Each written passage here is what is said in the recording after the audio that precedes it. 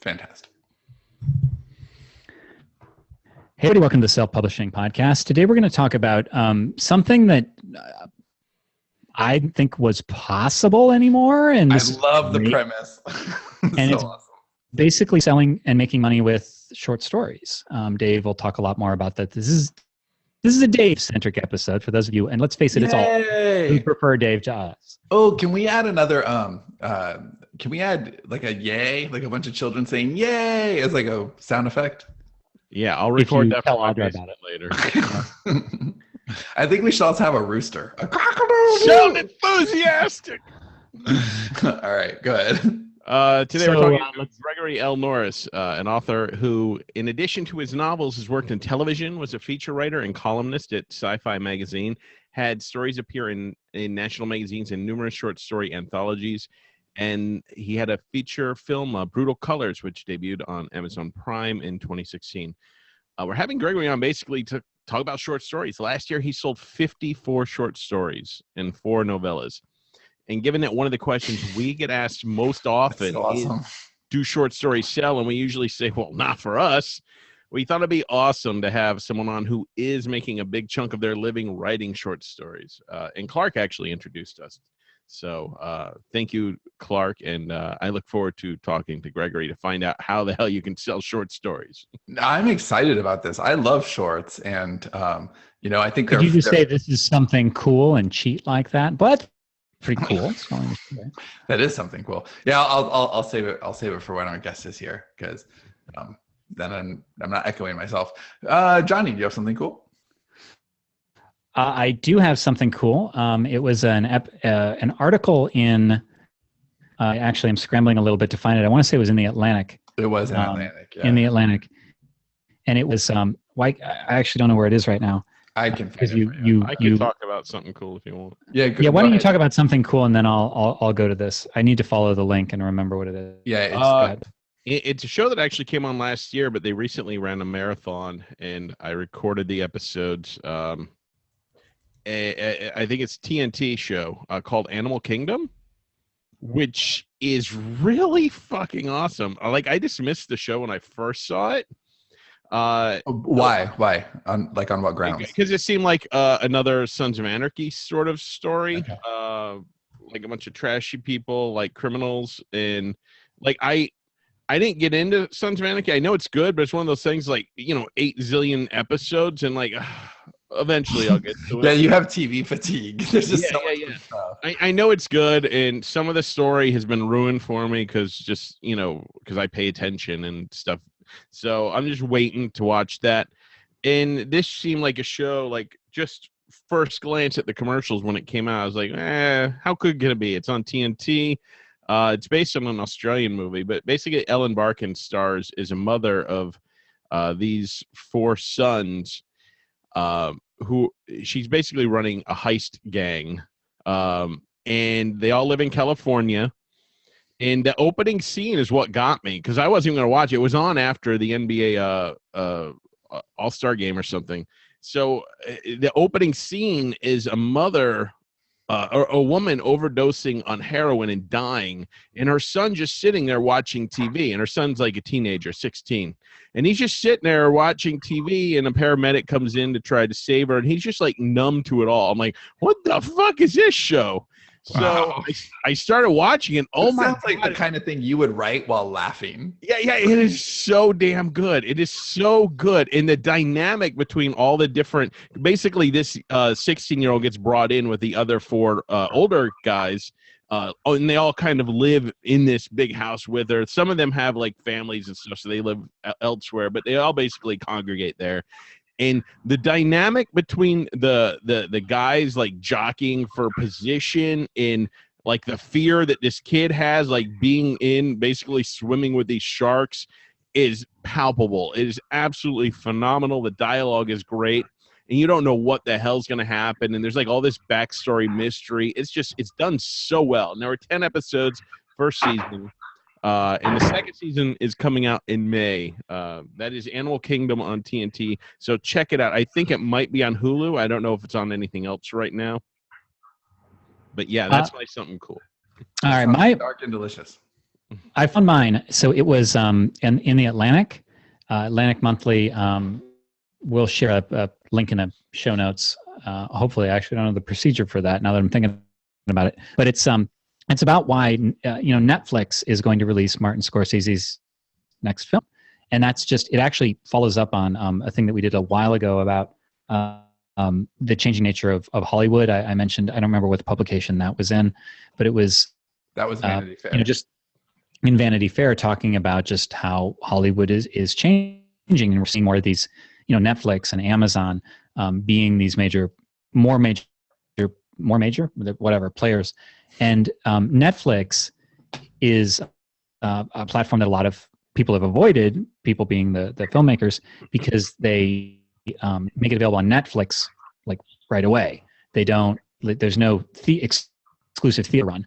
But Scorsese, not a small player, is going to do his next feature film. It's a $100 million gangster epic, not direct to Netflix. I believe it will have, I could be wrong about this, I believe it will have a theatrical run, but at the same time as Netflix. And it's just a really cool disruptive experiment, and sort of shows which way the winds are blowing. Yeah, I love stuff like that. And Scorsese's was it was Beast of No Nation. Did you ever see that? Mm-hmm. They tried that. It had Idris Elba the year before last, and Netflix, it came out in the theater, but it was only for like an hour and a half, and it was basically just so they could get an Oscar nomination. And nobody was like, they weren't playing that. Netflix is clearly doing it the right way this time. Amazon did it the right way. This last year, they bought Manchester by the Sea, and instead of just making it straight for Prime owners, they gave it a full theatrical run, and yeah, it cleaned up on nominations. Like it got nominated. So Amazon played that smart, and clearly Netflix is too. It is absolutely the future. Sean, do you have one before we have our guest on? Do you want to do that? Yeah, sure. I would just say mine is Fisher, my dog. I know that is relevant to no one, but he's I've only had him we got him on Monday, and he's just a total sweetheart, and he's smart, and he's already like not pissing or shitting in my house, which is awesome. And he's very sweet. So I've really enjoyed like having this little thing to teach. Which it's been a long time since I had little things to teach, because the ones I teach now are bigger and they listen. This is so hard not to make an inappropriate joke. So anyway, that's my something cool. So hello, Gregory L. Norris. How are you? Greetings to you and to your audience. Welcome. Thanks for coming on. I feel like we've met before. It's like deja vu. Wow. Well, my reputation precedes me. No, it's a delight to be here. Thank you so much for having me. Now, we already introduced you earlier on in the show, basically telling everyone your credentials and how you're actually writing short stories and selling them, which I didn't think it was possible anymore. Our audience thinks that we're all dirty liars. Prove them wrong. Well, I can tell you, your wonderful audience should take heart in the fact that this is a very exciting time to be a writer, given that the borders of traditional publishing have expanded through e-publishing and indie presses and small presses. There are a lot of opportunities for writers right now to really get in there and make a name, get some recognition, get published, get contributor copies, and get paid. So how exactly, I mean, most of our audience is pretty savvy when it comes to self-publishing novels. A lot of us have done really well with novels. But I think us included, we've kind of ignored like traditional publishing and magazines and stuff like that for short stories. So tell us a little bit how it works and what the secrets are. Well, no big secret. The first thing you want to do is write a banging wonderful story. A story that has a beginning, a middle, and an end, and has good pacing. The story moves. When you think of a short story as opposed to a novel, it's sort of you get in and you get out. You can sit it and read it in one session. So you want to be able to capture really from your opening paragraph and keep that editor reading through to the end. But that's sort of, a no-brainer. Good writing, good pacing, a good original take on a subject. For instance, I'm writing right now as we speak I'm writing a diesel punk story, and I just read it to my very good friends here, and had them on the edge of their seat. It's the first diesel punk story I've ever read. So I'm trying to do something different, and I'm trying to do something engaging and scare the pants off them. Is part of the joy of writing short stories that you can just, I'm going to write something diesel punk. Like you can genre hop a lot more easily than novels. Absolutely. Well, I wouldn't say easily. Whether it's a short story, a novel, a novella, which is the new darling of publishing, the new little black dress, if you will, of publishing, or a screenplay, I think they're all fun. I think they're all engaging and interesting. But what I love about short stories is the immediate sense of satisfaction. When you read a story, whether it's by Edgar Allan Poe or by Dave or by Johnny or by you, and you remember it years and years later, you've really nailed it. So I think to do your best at this side of publishing, traditional publishing, have a great story, have great presentation. Oftentimes, various different editors of mine have said, my God, that manuscript was clean enough to eat off of. That's what you really want to try to attain when you're submitting a story, cold to someone you've never met before. And if you can do that, if you can do a great cover letter, a decent story that is going to be unforgettable by the reader, and put it in the hands of the editor and have it just be clean enough to eat off of, you are 99%, above whatever, else is going to show up in their slush pile. How much of your time is spent writing versus finding markets for your work? And at this point, do you have relationships? So you kind of already, okay, I wrote this story, I know it can go to this channel. And that's just taking time to develop. Yeah, both. That's an excellent question. I have both because I do have, many, many publishers and editors who will come to me. For instance, I'm doing a Lovecraftian story, for a wonderful editor, Hank David Blaylock, who I've now done 3 short stories for 3 different anthologies, and he's reading a new Lovecraftian one, and he's like, I'd love to have a story from you. What do you got? But I do spend, several times throughout the week where I'll go and I'll research and I'll say, what's accepting, what's looking, and what are they looking for, and then I'll try to match them up with a story. For instance, one of the great science fiction markets that your readers might want to consider is perihelion science fiction. I read their guidelines cold in early January, sent them a very long short story, and got a glowing acceptance and contract 7 days later. I didn't know them until I sent that story in, but they're already expecting another story from me. Do you ever have ones that you can't sell that they just kind of like pile up? Like, we all have, like I don't Trump know. Stories, they Yeah, call them. right. Like the B-sides, basically. There are a few babies, in my, my files that are looking for homes. But generally, if I believe in the story and I've judged it, good to go out there and to bring home a contract, eventually it'll bring home a contract.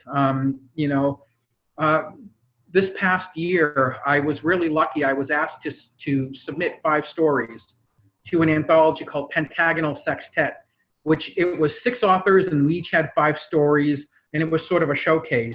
And I snuck one of those that couldn't find a home in there among the other 4 that I wrote specifically for it. Ninja. And it looked great. It looked like it belonged there. So I just think, your audience, when they're writing a short story, if they judge it when they're done with it as being publishable, send it out into the world and see what happens. The worst you're going to get is a rejection letter.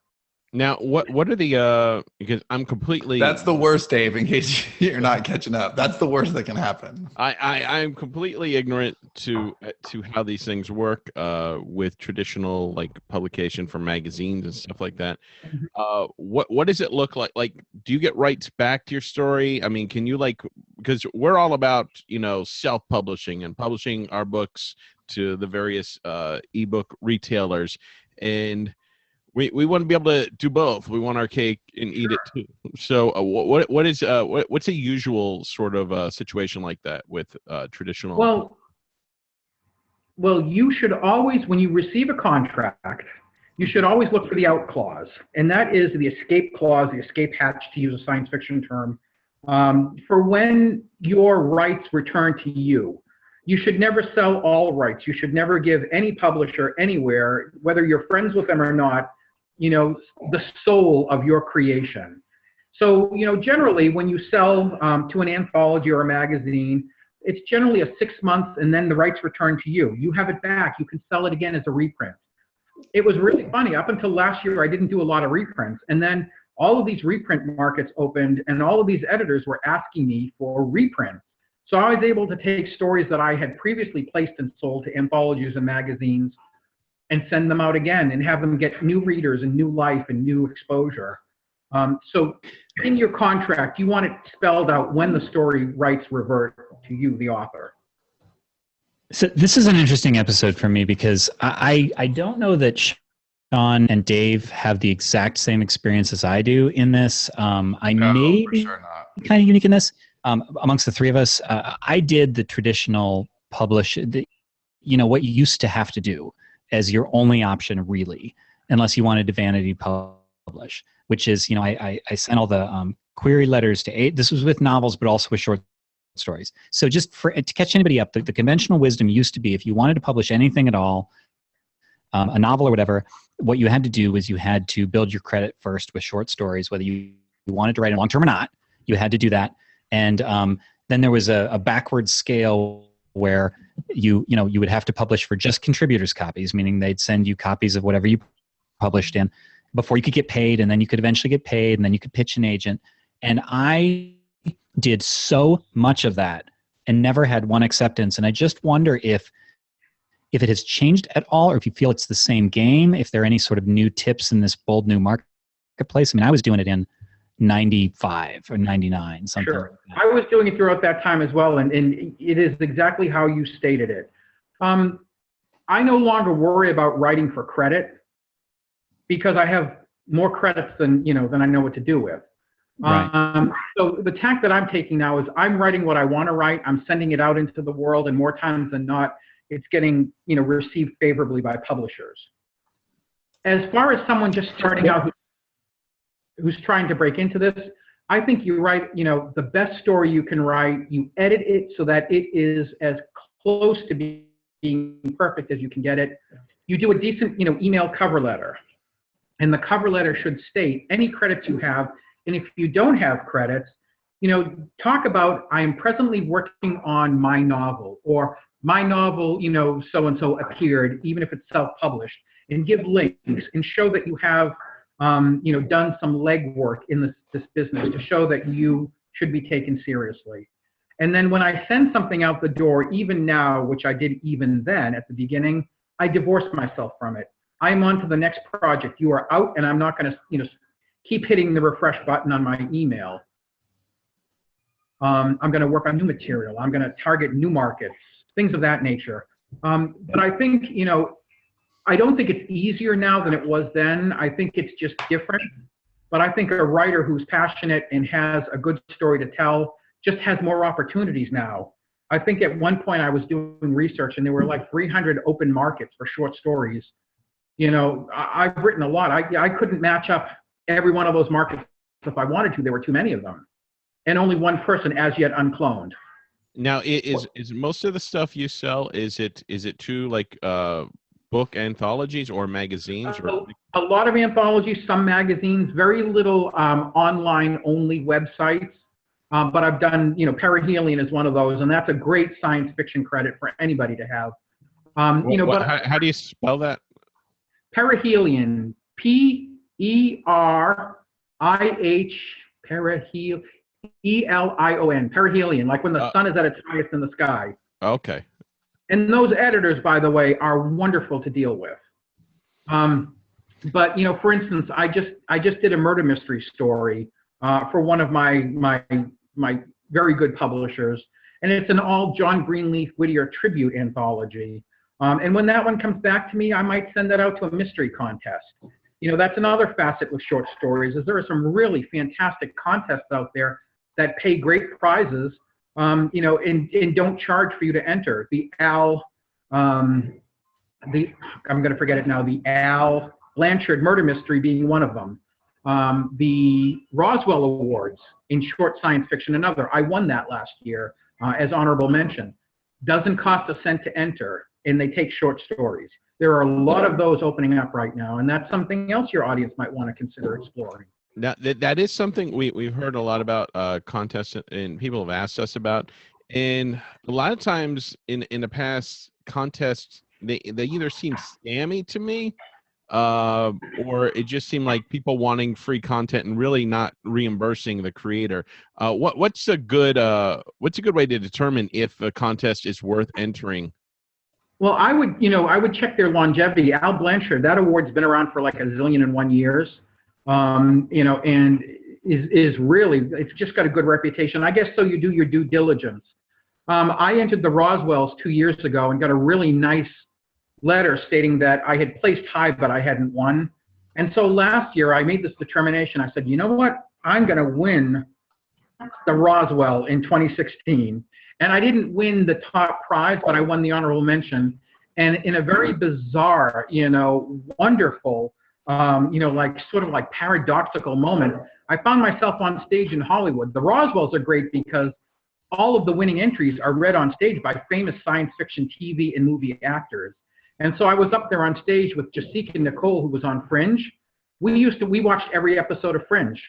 And then Dee Wallace, who was Mom in E.T. and it's such a wonderful, she had just been on General Hospital, and I watched General Hospital daily. And when they had the big welcome, lunch, and I walked up to her and called her from her name on General Hospital, and she's like, you saw me, and then I was on stage with them having my story, celebrated. So, it's something, just do your due diligence. If the contest has great, audience appeal and is spoken of highly when you do your research online, sure, go for it. I have stories right now in 3 different contests that none of them charge, and all of them pay beautifully, and all of them have great reputations. And what is the general going price for anthologies? Like, what are they usually paying writers these days? Well, it was really funny. I told our shared good friend Clark Chamberlain that I've been paid in copy, like Johnny, mentioned, all the way up to $900 for one short story. Now, the $900 one, is not the everyday reality, but it's not uncommon to get paid $75, $100, $200 for a short story. And an agent once told me, it's like, I said, I just sold the short story for $200, and she said, that pays a bill. And I love that, Now give me 10%. Well, tomorrow, a bunch of us are going into Boston for the launch of this anthology, and our publisher is paying for, for lunch, and we're doing a signing and a reading, and we're leaving there with our contributor copies and our paychecks for our stories, So it's such a wide, varied scope.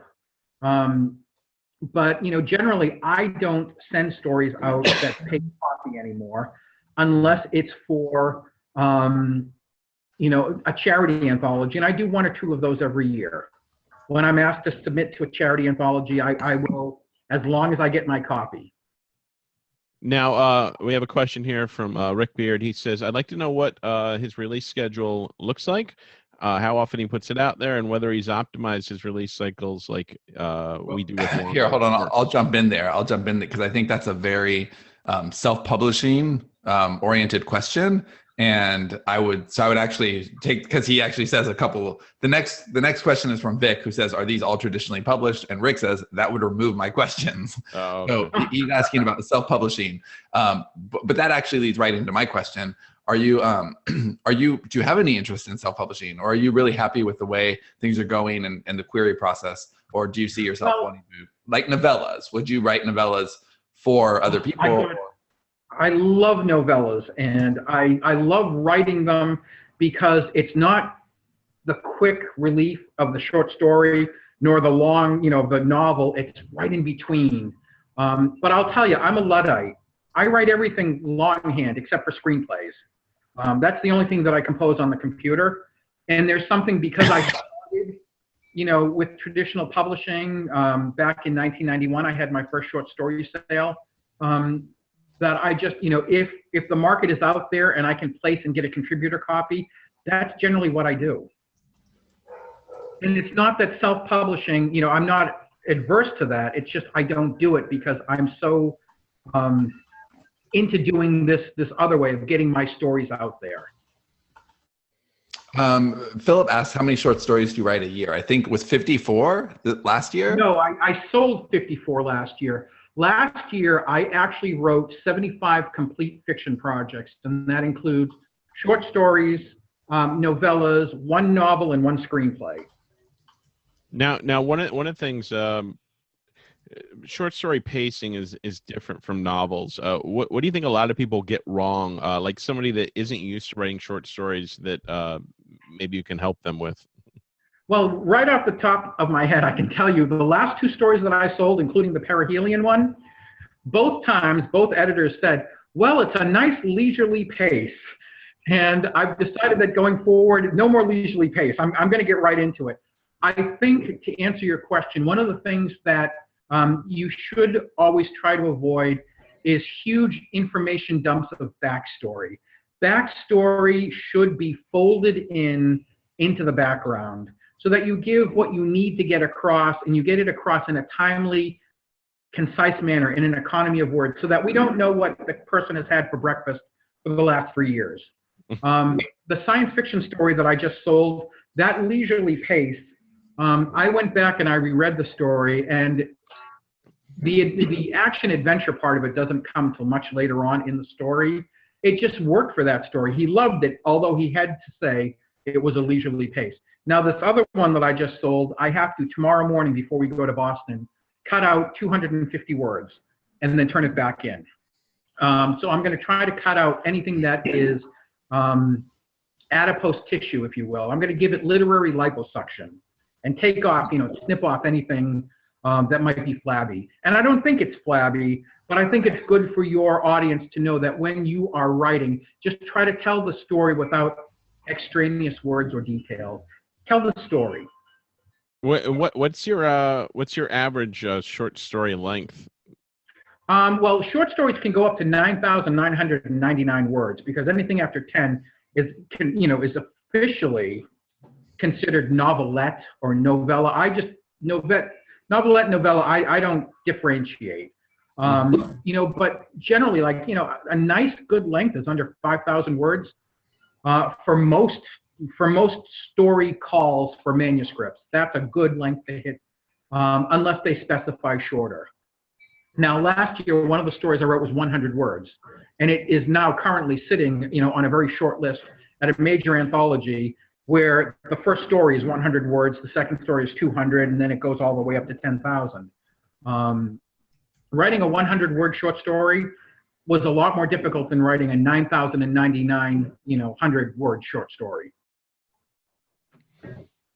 What I think is interesting about this is that it sounds like what you were saying when I asked before about has it changed, has anything changed, is that it really is the same market. And I just remember thinking that, except that there's more opportunities, I just remember thinking that it was a matter of getting attention. You hear, especially when trying to pitch literary agents, like supposedly the slush piles were legendary, and I just felt like, how do we get anyone's attention?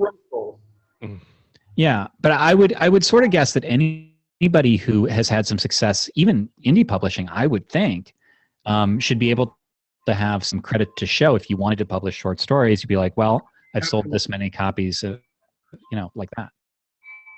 Absolutely. The thing to do is, to present a very professional cover letter. Your first paragraph should be, why are you there, in their email. I'm writing to you with my short story of roughly 4,500 words. Enclosed, please find ... for your consideration. Your second paragraph in your email should be who you are. I am a full-time professional writer. My work has appeared in, and then just list, a couple of credits. And your last, and I cannot stress this enough, is, your thank you, your acknowledgement. Thank you for your time and consideration. I remain sincerely yours. There's the killer cover letter that every editor will take good notice of. Okay, we have a question here from Rick again. He asks, is writing your lone income stream? It is. It is. I told Dave in an email that I never forgot, going back to the beginning of my career, this wonderful nugget of information that I gleaned from the writer Grace Paley when she was interviewed, I believe, Writer's Digest back in the early 1990s. And when she was asked for the secret of a writer's success, she said 2 words: low overhead. And that, I've maintained that. I've kept very little overhead. As a matter of fact, there's none right now. I paid off my house 2 years ago. We call our house the house that writing built. And I mean, I don't run up credit card debt. I take my writing, money and apply it as needed, and it frees me to be able to write, for hopefully the rest of my life.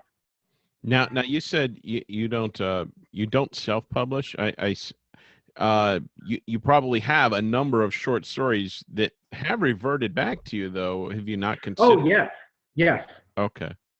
Yeah, inventory. That's what you call them. Yeah, right. So have you considered putting out some collections of your shorts that you have the rights to? I actually have there. I mean, I do have several short story collections out now, but there's one that I've been working on, and I've been slowly selling the individuals.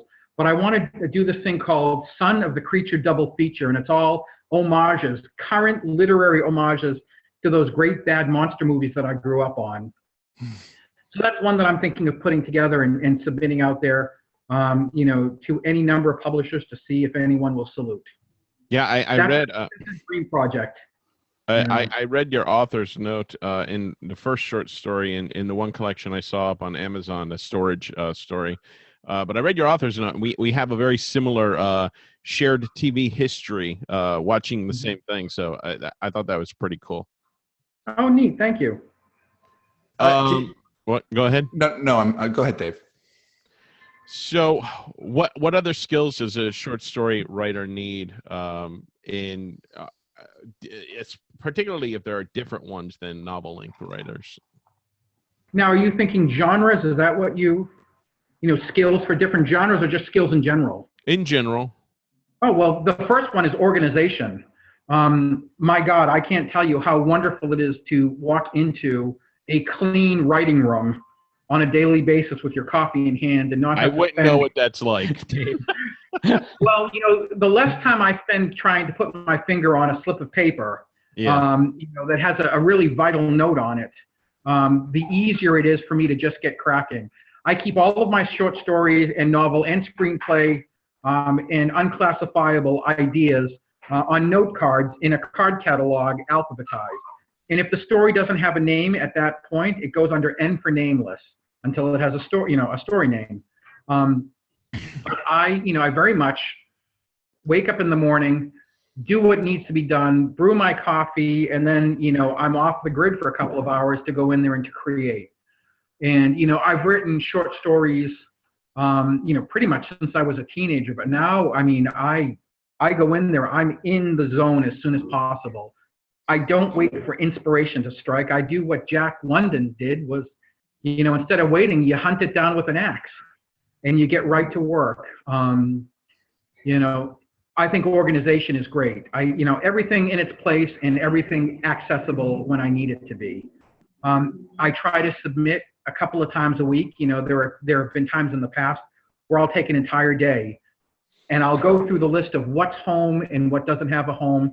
And I'll match up with markets those stories.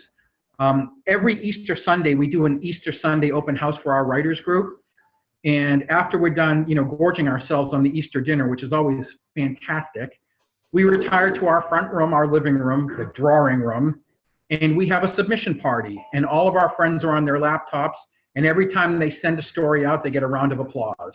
And we do that for the rest of the day. So, I try to keep material out there and generate new material. And I also have filing cabinets filled with first draft manuscripts so that if an editor comes to me and says, I'm looking for a story set in Islamabad at midnight on the end of the world, what do you have? Do you actually have that? It sounded so specific. I sold a story several years ago to an anthology called Read the End First. And if you go on Amazon.com, Read the End First, that's all they talk about is that story. And the actual cover, the cover artist adapted the cover to that story about the moon crashing into the earth. But I keep those stories on hand. If somebody, I read an editor who I love to work with is reading for, say, a werewolf anthology or a murder mystery anthology, I can go in my filing cabinets, pull out these first drafts, edit them on the computer, and send them out. Then I guess the other thing that I wrote here is, ideas, is having a very fertile inventory of new ideas that you can pull and then work on, to meet some of these market calls. For instance, I'm doing this diesel punk story. I never thought I'd write a diesel punk story, but I had notes on one, and then there's a diesel punk anthology that's reading until March 4th. And, I've got the story just about done, and my audience loved it. So what is, how many hours do you actually write a day? And what 25. How many? 25. And also, you're not writing, you're writing. So, like, do you have more than one story going at once? Right now, I have 5 of my little babies, nipping at my heels. There's a novelization that I'm writing, a screenplay that I'm writing for a production company that I have a first look arrangement with, and 3 short stories, including the diesel punk. And all 5 of them are an absolute gem and an absolute delight, and I'm enjoying working on all 5 of them. Generally, I like to work a little less spread thin, but if the demand calls for it, sure, why not? So you sold 54 stories. How many did you actually write? Sorry if you answered that. But I'm. Oh, last year? Yeah. I sold 54 short stories and 4 novellas in 2016, and I won 1 writing contest and placed high in the other. And the total that I wrote last year was 75 projects, and that included mostly short stories, 1 novel, and the 1 screenplay. Can we talk about the screenplay? Like, what's that like? You have a first look with a production company. So do they give you an idea, or you have an idea and then you pitch it to them? Well, there's an actress who was on my late great soap opera, One Life to Live, and we're friends. We've met professionally. Well, it turns out she's read my writing and she loves it. And I was talking about, I'm working on this idea, and she's like, I have a production company in Connecticut, right outside of New York City. So whenever you're ready, send me something. I would love to have a look at it. And so I was at a writing retreat last year, at the end of the year, in Vermont, and she said, on your way to Vermont, if you want to stop in Connecticut, and you can come and we can talk about the screenplay. So I'm right now, this weekend, that screenplay is almost ready to be sent out to her. And it's a murder mystery. And the next one up is going to be a kid's comedy. So it's all go. It's all go. For Dave, those are the same book. Yeah, you can combine them. Danielle Garrett asks, what's the best way to keep your finger on the pulse to know what editors are looking for, or the short story contests? Oh, I could tell you a great way is, I love reading Poets and Writers magazine, Writer's Digest, which I just wrapped the latest issue, The Writer, which is also a very good, industry publication. Those things to me, like, I don't drink, I don't smoke, I don't do drugs, but that to me is like literary, like I need it so badly. That's one way, is just to read, what is being, put out there in the industry publications. I think another great way is to be part of a fantastic writers group, of which I am. Because we share news, we share leads, we share information, we share articles. That's another way. And just to go online and to read as much stuff as you can. When I do, an 8-hour writing workday, there's a good chance that I've taken probably 4 breaks in those 8 hours. And, maybe in a 5-minute break, I read an interesting article from someone, or I'll read an article in Writer's Digest, or I'll read something that one of my friends has written. So now, that's a start. Now, one of the cool things I love about the indie writing community is how many of us are supportive of one another. We don't have a scarcity mindset. Some do, but not all. Sure. But I think with traditional publishing, I think there would be more of a scarcity mindset, because there's only so many books. Right, because you're talking about spaces, like how many spaces are available. There, it's musical chairs. There's no. So with a writers group, how how do you find a writers group that isn't like where everyone's not competing with one another? While they might say, "Hey, good job," behind their back, like, "Oh, well, I wish I'd sold that. God damn it." Well, I'm going to tell you, I learned long ago that I'm not an island. I'm a peninsula. I'm joined to that one little strip of land, and it's my writers group. I founded this writers group, and I set the tone, and it didn't exist before. It does exist now. I live in the north country of New Hampshire near Mount Washington. Not a lot of jobs, but a hell of a lot of talented writers up here.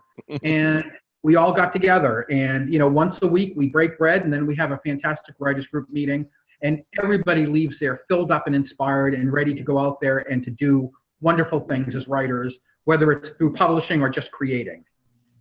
I think that's a good start. I've been a member of writers groups where it was a little like sharks circling in bloody waters. Not my thing. I don't feel like I own the information, and I'm very happy to share the information that I have. There are some that hold it very close to the breast. Our group is not one of them. So what are some of the best-selling markets right now for short stories? I am so glad that you asked that. I have this written down on my cheat sheet. Markets. Two great places that I can't recommend highly enough, and they're both free and available all the time and updated constantly. Ralan.com, which is RALAN.com, is like a clearinghouse of short story guidelines. You'll also find books, humor markets, romance markets. You could actually go snowblind. I would suggest clicking on Anthology Pro and Semi-Pro. That'll lead you to books and magazines that are buying short stories. And then if you want one of those sips of time, taking a break, explore the other options there. Another fantastic place where I've probably sold 200 short stories since I found out about it on Facebook, if you're a Facebook member, is Open Call. If you just put into the address bar Open Call, all these wonderful markets will appear. The markets are Open Call Science Fiction and Fantasy, Open Call Mystery, Open Call Horror, Open Call Quilt Bag, Open Call Romance. You have to sign up. You have to click the join button, but it's fairly quick, and anybody who's already a member there can approve your membership. When you're approved and you go to that Facebook page, it's all the most recent dealings of markets that are looking for writers, that are open to writers, and it's just fantastic. So those are the two that I would really, suggest your audience explore. They'll probably be quite inspired. Now, how involved are you in social media? I do Facebook, and I keep my Facebook page very much career oriented. I don't talk politics or religion. I don't moan. I keep a very positive, upbeat profile, which is how I feel about my career. I am on Twitter, but I went there once because somebody made me. One of my publishers made me. I don't use it. And I maintain a blog online that has had incredible amounts of traffic. And on that blog, I promote all of my writing adventures, books that I'm in, short stories that I've sold, novels that I've sold. I do a lot of promoting for projects that have taken my stories in there. Okay, we have a viewer question. Danielle Garrett asks, are there rules for duplicate submissions? I've heard with traditional, it's best not to submit in multiple places at once. Is that the same issue with short stories? That's a great question, Danielle, and that's called simultaneous submission. And, quite often in this new marketplace, it's okay to, but you have to read the guidelines. If the publisher says simultaneous submissions are okay, as long as you let us know. I do have my own personal take on that, which is if they're going to hold on to my story for a year, they're not going to be the only ones that are going to get my story. Yeah, that's fair. If it's somebody that I know and they've come to me and I send them that story, I'll give them, a little extra time because I've worked with them before and they've published me. But if it's somebody that I don't know and I haven't heard back, I give them 2 months. Then I'll send the story out elsewhere. But if you're talking about sending the same story out to 2 different or more markets at the same time, you just have to double check that it's kosher in their guidelines. Okay. How long does it typically take to hear from somebody that you've submitted to? My God, I've heard back within an hour, Wow. and then I've heard back within a year. And then I've never heard back on some of them. They just go into the black hole of publishing, at which point I'm free to send my story anywhere I want to.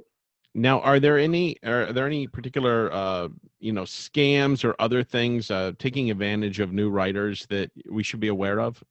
Well, I'll tell you, and I'm sure Johnny knows this, having had submissions to agents, you never pay. You never pay to have your story read. Oh God, no. I mean, there are some contests that have reading fees, and they're quite legitimate. A lot of the literary publications do have reading fees, but for an agent, I would never pay. My God, they're supposed to make their money from us. Right. 10 or 50% from us. As far as scams go, I pretty much do my due diligence. And when I send a story out to a publisher, I know that publisher is legit. I've researched them online, or I've had very good dealings with them, or they put out a gorgeous product like that. I keep referring to Perihelion. I'm just so tickled to have gotten a story with them. Their website is beautiful. They treat their authors wonderfully. They pay quickly. Their contract is one page, and there's no fine print. Sounds good. So it's a matter of due diligence. A friend of mine recently pulled a story. This just popped into my head. Because when she submitted it on Duotrope, it stated that it was a paying market. And then she found out by reading the guidelines again days later that they had amended their guidelines and took out that they were a paying market. So she pulled her story. And she was able to see that it was a paying market when she submitted, and then they changed their guidelines. Stuff like that. Just do your research. And remember, it's your story, it's your material. Nobody should just have access to it forever and ever.